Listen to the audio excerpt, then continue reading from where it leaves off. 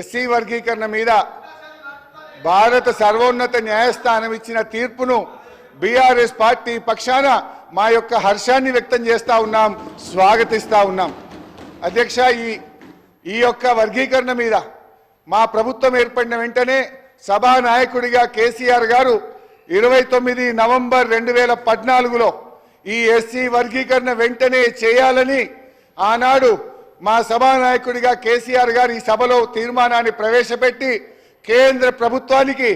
ఏకగ్రీవంగా ఈ వర్గీకరణ చేపట్టాలని చెప్పిన పార్టీ మా బీఆర్ఎస్ పార్టీ. తీర్మానం చేయడమే కాదు అధ్యక్ష, ఎస్సీ వర్గీకరణను వెంటనే చేపట్టాలని ఆ తీర్మానం కాపీని స్వయంగా కేసీఆర్ గారే తీసుకొని